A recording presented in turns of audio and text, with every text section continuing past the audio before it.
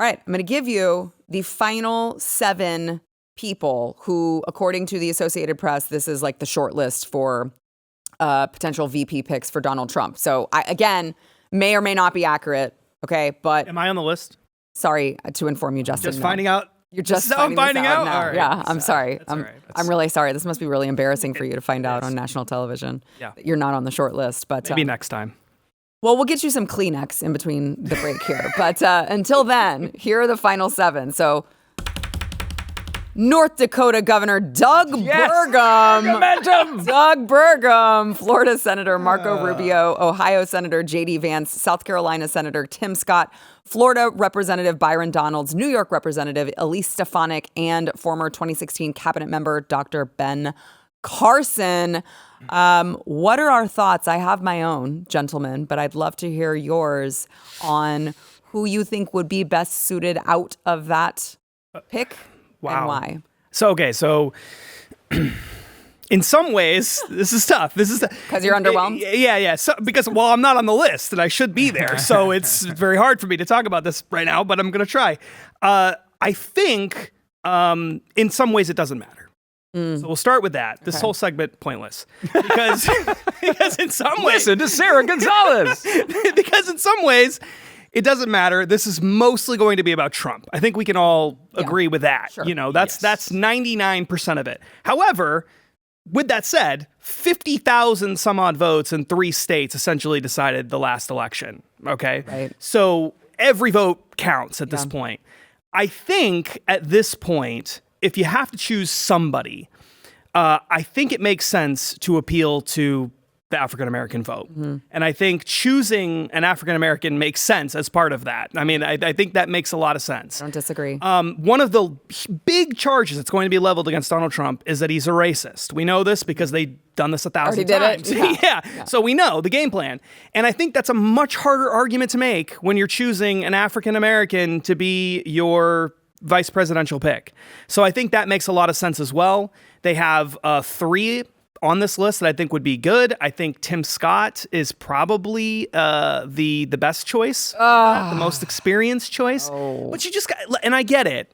Believe me, I get it. But when you look so at it, corny. I know. I was like, I can't even listen to you. It's brutal. But when he gets into the whole like sermon cadence thing, it's terrible. But at the same time, I think it makes a lot of sense because in the key swing states, like think about some of the key swing states where African Americans can make a huge, huge difference. Mm-hmm. Pennsylvania, absolutely a huge part. Philadelphia, that's where he loses. If he loses the election, it's Philadelphia. Michigan, another state where you have African American vote, could be a big factor. Even Milwaukee, another area in Wisconsin, could be another factor. So it just makes too much sense to do that. Why you would choose, and I know this is sort of like, maybe you're not supposed to say this out loud, but whatever. This is the theme of the show, right? Things you're not supposed to say out loud. Yes. Unfiltered. Right, yeah. It's like, why would you choose a white guy from an irrelevant state? Right. I just can't understand that. That makes no sense to me. So to me, African-American makes a lot of sense.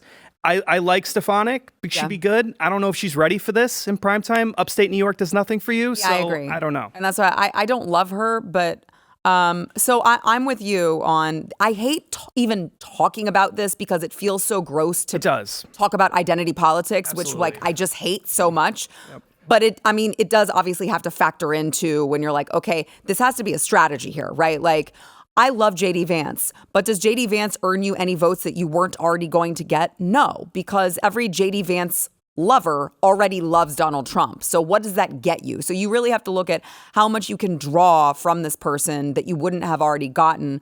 It's hard for me to say, yay, Tim Scott. I love Byron Donalds, which that would have been, if I were picking just me personally, I would love Byron Donalds. But to your point, Justin, Tim Scott's PAC, the Great Opportunity Super PAC, has launched an initiative to spend like $14 million on outreach to minority voters. So he has a great personal story too. He does. He has a great personal story, and he clearly is putting his money where his mouth is to try to, we're already seeing polling showing that if it turns out the way that the polls suggest, the black vote, has increasing support for Donald Trump. Black voter support has more than doubled according to CNN averages. So it seems like that probably would be the good strategy, is to pick one of the black guys. I mean, I wasn't going to say it like that, but Hold on, I did set you up really well. I mean, you gotta. Trump. Can we take a step back here? Pick one of the black guys. Okay. See, you didn't think I was going to make this more controversial. You didn't think that was possible. Wait, hold on here. Who are we talking about? We're talking about Donald freaking Trump. When has he ever made a decision based on identity politics? That would be totally against his brand, wouldn't it? I mean, this guy makes decisions based on supposedly What? something. Yes. I mean, personal loyalty. No, I was gonna say loyalty. loyalty is one of them. Yeah. But I mean, I do think that it's weird that we're talking about it like this. I've heard this from so many people, and I kind of understand it. Like I've heard, well, he's going to be a woman or a person of color, or what are we? Is this the Democratic Party we're talking about? No. These are the things that Joe Biden says before he picks a vice president. Yeah. I mean, I think if I were him, I would want to pick, most importantly, you're Donald Trump, you're in your 70s, you have one term left. If you win, you are going to have a battle over what the future of the Republican Party is. And if you pick somebody who doesn't represent that future, your legacy is kind of done, right? Like Trump he's changed the entire direction the party was going. And if he kind of comes in, does a couple of terms, and then hands it off to someone who does not fit his vision at all, you're kind of like, you're letting your legacy kind of go down the tubes a little bit, I feel like. And I don't know if that's the way he thinks about this role, but if it was me, J.D. Vance would be someone I would consider because J.D. Vance actually believes in a very close version of the ideology. One name that was not on there that I did see on another list was Tom Cotton, who I think also fits the bill very well there, and is a little bit less, I think Trump doesn't want someone who's going to cause problems, and J.D. Vance is very good on television, but he's also aggressive, and Cotton is much more refined, maybe, if you want to say it that way, though he's like Pence-ish. Yeah, I'm a little Pence-ish. And look, we have evidence of him picking a vice president. It was Mike Pence, right? A person who didn't get in the way, who was sort of boring. He was he was a boring white guy from a state he didn't need, right? He did think though he needed the evangelical vote. So at that point, maybe that was the situation. I will say, I have a million things to say about this, and it's going to go on too long, but let me just give you one potentially different thought on it, which is Donald Trump has already done this once. He made the decision of Mike Pence. And I think to him, this is not necessarily my view, but to him, it was one of the worst decisions he made. Yeah. Because to him, in the one moment he needed Mike Pence didn't step up for him, betrayed him, as he would view. Now, that is not my view of what Mike Pence did, but that is what he sees that. So my view is you look at that group and you look at any name on there that you think wouldn't do the Trump right thing on January 6th, I think you can eliminate him. And to me, Marco Rubio's not that guy. Right. Like Marco Rubio in that moment, I think he acts just like Mike Pence. Okay.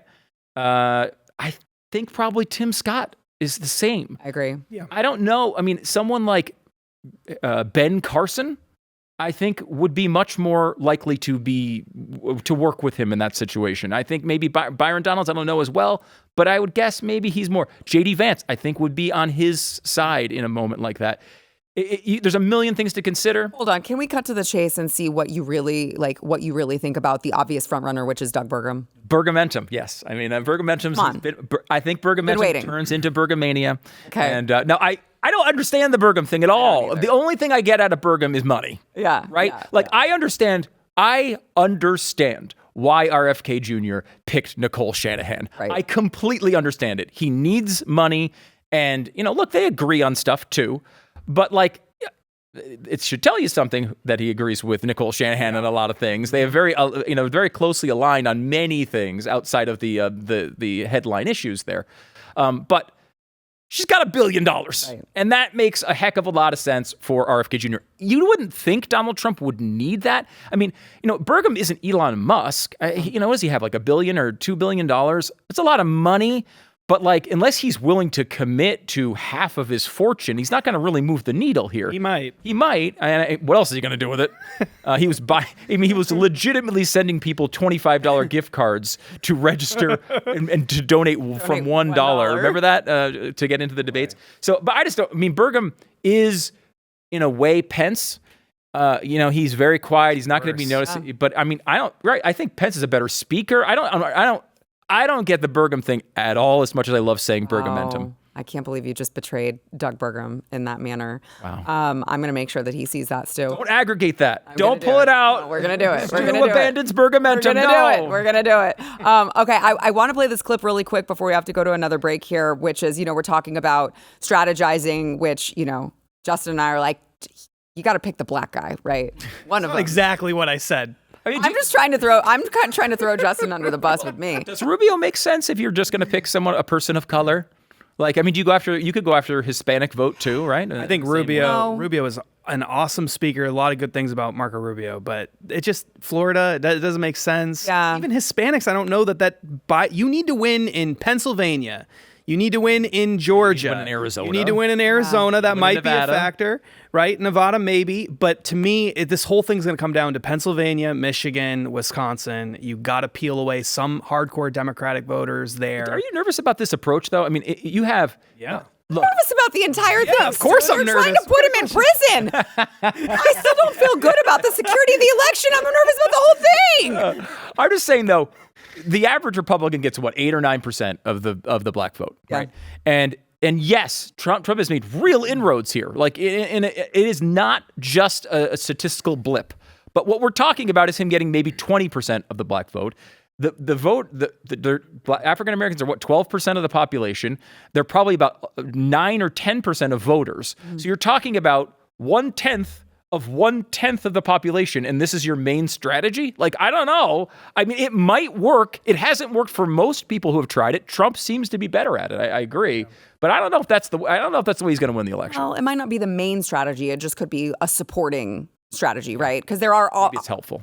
Yeah, I mean, there are a ton of other reasons why people would want to vote for Donald Trump rather than Joe Biden, which I don't even have time to get into now because they are so many about just their daily lives and how much worse off they are than they were under Donald Trump. But I want to play, speaking of, minorities supporting Trump, I want to play rapper 50 Cent was actually on Capitol Hill yesterday meeting with lawmakers alongside civil rights attorney Ben Crump, who, by the way, is not like Ben Crump is not a Republican, okay, I just want to say. Yeah. And so 50 Cent, he was asked a bunch of questions by reporters, and he had this to say on blacks supporting Trump. Watch. Have you made a decision? I haven't.